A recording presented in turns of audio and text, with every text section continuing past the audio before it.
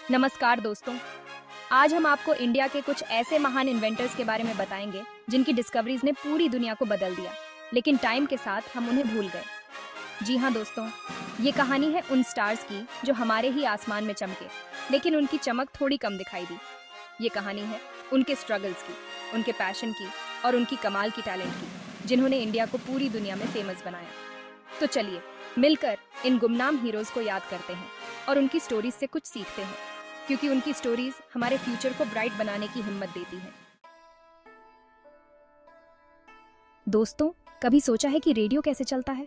कैसे हवा में वेव्स गाने और आवाजें हमारे कानों तक ले आती हैं? इस मैजिक इन्वेंशन के पीछे हैं एक इंडियन साइंटिस्ट जिनका नाम है जगदीश चंद्र बोस। 19वीं सदी के एंड में जब पूरी दुनिया रेडियो के इन्वेंशन पर बात कर रही थी, तब कोलकाता के एक छोटे से गांव में पले बढ़े जगदीश चंद्र बोस ने इस फील्ड में तहलका मचा दिया। उन्होंने न सिर्फ ये प्रूव किया कि प्लांट्स में भी लाइफ होती है, बल्कि उन्होंने रेडियो वेव्स के होने का सबूत भी दिया। उनके टाइम में उनके काम को वो तारीफ नहीं मिली जिसके वे हकदार थे, लेकिन आज हम जानते हैं कि जगदीश चंद्र बोस एक विजनरी थे, एक महान साइंटिस्ट थे जिन्होंने दुनिया को बदल दिया। उनकी स्टोरी हमें ये सिखाती है कि सच्ची टैलेंट कभी दब नहीं सकती और कि हमें अपने ड्रीम्स का पीछा करते रहना चाहिए, चाहे रास्ते में कितनी भी प्रॉब्लम्स क्यों ना आए। जगदीश चंद्र बोस की स्टोरी हमें ये भी याद दिलाती है कि इंडिया में हमेशा से ही ग्रेट माइंड्स रहे हैं जिन्होंने दुनिया को नया रास्ता दिखाया है। दोस्तों, जब हम आसमान की तरफ देखते हैं तब हमें मून और स्टार्स दिखाई देते हैं, लेकिन क्या आपने कभी सोचा है कि इंडिया ने स्पेस में अपनी पहचान कैसे बनाई? इस ड्रीम को हकीकत बनाने वाले थे डॉ सतीश धवन। डॉ धवन एक ऐसे इंसान थे जो अपने आप में एक इंस्टीट्यूशन थे। उन्होंने इंडियन स्पेस रिसर्च ऑर्गेनाइजेशन यानी ISRO को न सिर्फ बनाया, बल्कि उसे दुनिया की सबसे बेस्ट स्पेस एजेंसीज में से एक बना दिया। उनका मानना था कि स्पेस में इंडिया का मुकाबला किसी से कम नहीं है, और उन्होंने अपनी मेहनत, लगन और दूरदर्शिता से यह प्रूव भी करके दिखाया। डॉ धवन ने हमें सिखाया कि कितना भी बड़ा ड्रीम हो, उसे पूरा किया जा सकता है, बस जरूरत होती है स्ट्रॉन्ग विल पावर और कड़ी मेहनत की। उनकी लाइफ हम सभी के लिए इंस्पिरेशन है। दोस्तों, मैथ्स के बिना हमारी लाइफ अधूरी है, लेकिन क्या आप जानते हैं कि जीरो का इन्वेंशन किसने किया था?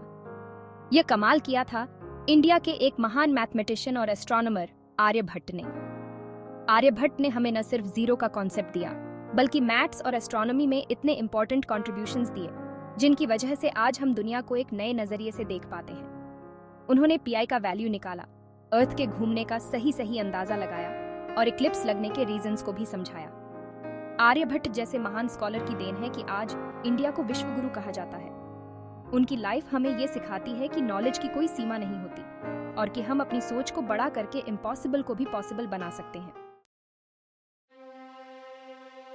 दोस्तों, लाइट एक ऐसा सब्जेक्ट है जिसने हमेशा से ही इंसान को अपनी ओर खींचा है, लेकिन क्या आप जानते हैं कि लाइट के बिखरने का सीक्रेट किसने बताया था?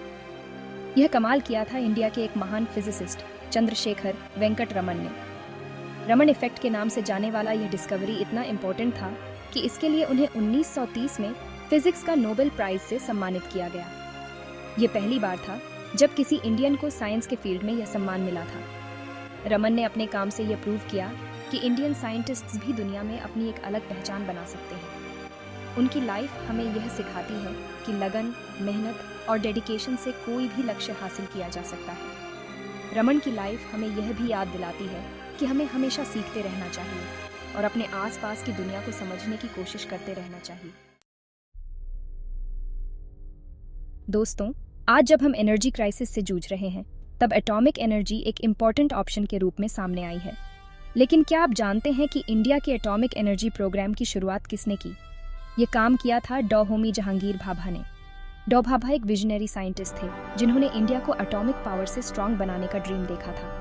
उन्होंने न सिर्फ Tata institute of fundamental research और भाभा एटॉमिक रिसर्च सेंटर जैसे बड़े इंस्टीट्यूशंस बनाए, बल्कि इंडिया के पहले न्यूक्लियर रिएक्टर अप्सरा को बनाने में भी इम्पोर्टेंट रोल निभाया। उनका मानना था कि एटॉमिक एनर्जी का इस्तेमाल न सिर्फ इलेक्ट्रिसिटी बनाने के लिए, बल्कि मेडिकल, एग्रीकल्चर और अदर फील्ड्स में भी किया जा सकता है। डॉ भाभा का जीवन हमें यह सिखाता है कि हमें हमेशा बड़ा सोचना चाहिए और अपने देश के लिए कुछ कर गुजरने का जज्बा रखना चाहिए। दोस्तों, ये थे इंडिया के कुछ भूले बिसरे इन्वेंटर्स और उनकी कमाल की डिस्कवरीज।